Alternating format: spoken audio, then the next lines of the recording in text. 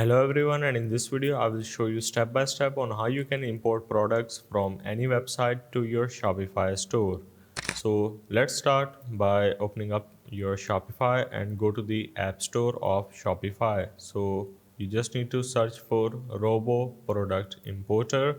This is what we are looking for. You need to search for Robo Product Importer as I said, and go for this one right here and install the application.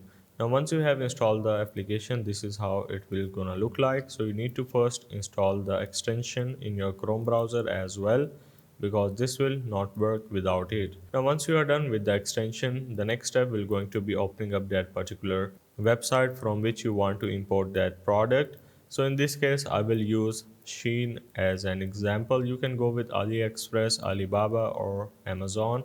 So let's go for this one as an example and make sure that you have pinned the extension as well. And the next thing that you need to do is to simply click on the robo and click on add to Shopify. You will have this particular button on the top right of your screen. Now once you click this add to Shopify, this will gonna take you to another new page where the first thing that you need to make sure is adjusting the title, description, and selecting your images. Now once you are done adjusting all the basic details, make sure to check all of them, because in the disclaimer from the application, as you can see, the data is not correct.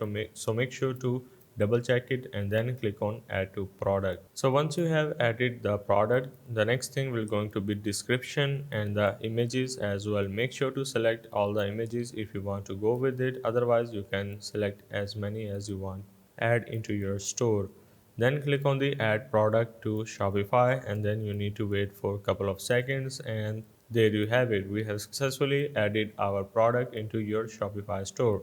Now in order to see this, you just need to go to the products, and there we have our new product added into our Shopify store. Again, make sure to recheck the description and all of that stuff, because some of the things might be incorrect. So make sure to take care of these things.